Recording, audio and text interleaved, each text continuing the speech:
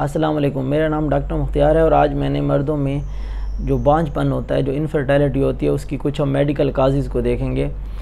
वैसे 7 में से जो एक कपल होता है वो इनफर्टाइल होता है, मतलब उसमें बच्चे होने के चांसेस बहुत कम होते हैं, वैसे जो वर्ल्ड वाइड सर्वेज़ के मुताबिक या जितनी भी रिसर्चेज़ हुई हैं। और जो इसमें इनफर्टिलिटी के मेल जितनी काजेज़ हैं, जो 25% मेल की वजह से इनफर्टिलिटी होती है और 58% जो होता है फ़ीमेल की काजेज़ होती हैं और 70% जो होता है वो अनएक्सप्लेन्ड काजेज़ होती हैं, मतलब उनका कोई पता नहीं होता कि इसकी एग्जैक्ट रीज़न क्या है इनफर्टिलिटी की।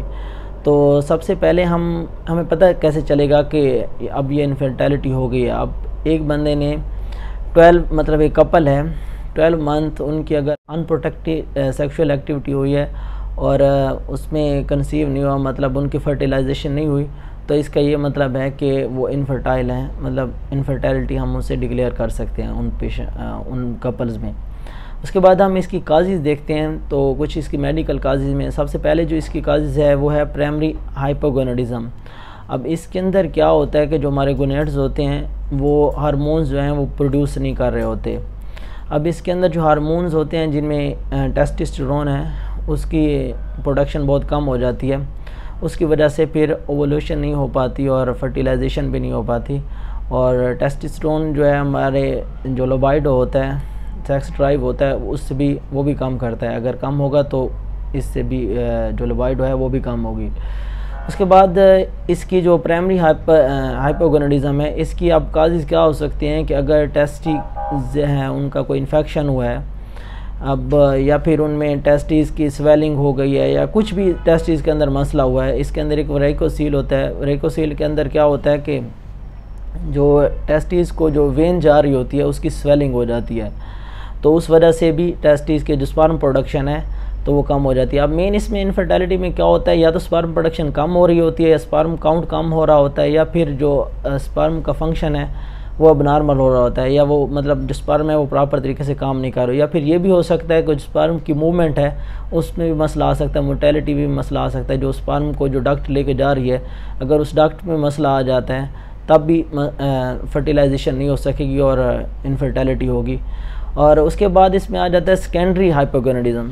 सेकेंडरी हाइपोगोनाडिज्म में क्या होता है कि इसके अंदर गोनेडोट्रोफिन हार्मोन होता है, LH हार्मोन होता है, FSH हार्मोन होता है और टेस्टोस्टेरोन, इन सारों की प्रोडक्शन कम हो रही होती है। जितनी भी हार्मोन्स हैं उसके अंदर ये कम हो रही होती है। उसके बाद इसके बाद जो काजेज़ हैं उसमें जो स्ट्रेस है ये मोस्ट कॉमन काज है इनफर्टिलिटी की, इम्पोटेंसी की जो स्ट्रेस है ये बहुत बड़ी काज है।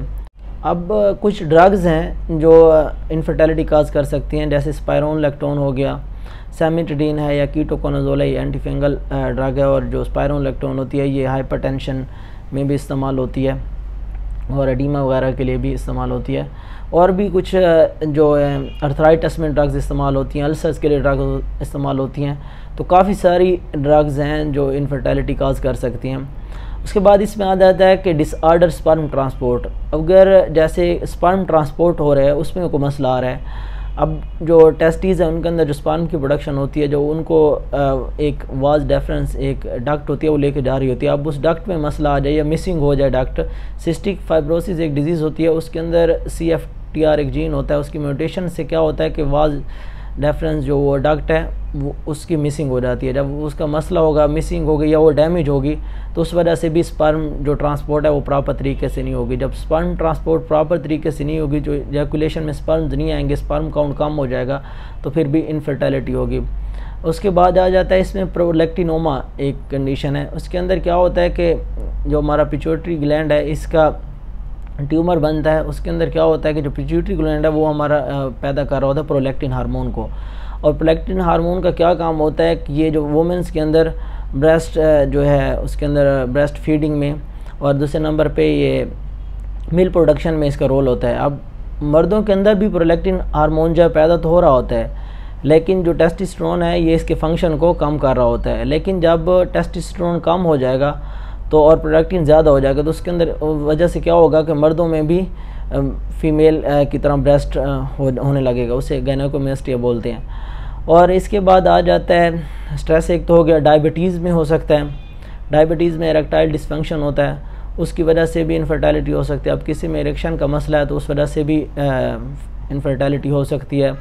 उसके अलावा एक होता है रेट्रोग्रेड इजैकुलेशन। अब रेट्रोग्रेड इजैकुलेशन में क्या होता है कि स्पर्म पहले तो जा रहे होते हैं जो सीमन्स के अंदर जा रहे होते हैं और मतलब इजैकुलेट होते हैं बाहर पीनस के थ्रू। अब उसमें क्या होता है कि वो बजाय इजैकुलेट होने के पीनस के थ्रू वो चले जाते हैं हमारे ब्लैडर के अंदर।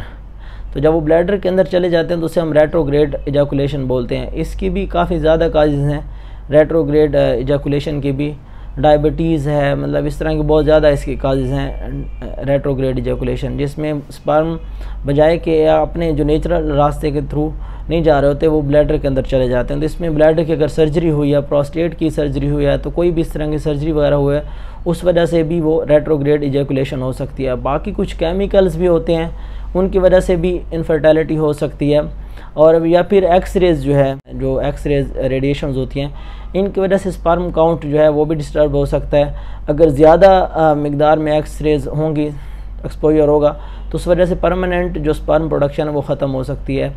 फिर ये होता है कि अल्कोहल जो है उसकी वजह से भी टेस्टोस्टेरोन का लेवल कम होता है। स्मोकिंग जो है, स्मोकिंग की वजह से भी टेस्टोस्टेरोन का लेवल कम होता है। तो जब टेस्टोस्टेरोन का लेवल कम होगा तो मतलब फर्टिलाइजेशन नहीं होगी, स्पर्म प्रोडक्शन जो है वो कम होगी। तो ये कुछ इसकी मेडिकल काजेज़ हैं जिनकी वजह से इनफर्टिलिटी हो सकती है।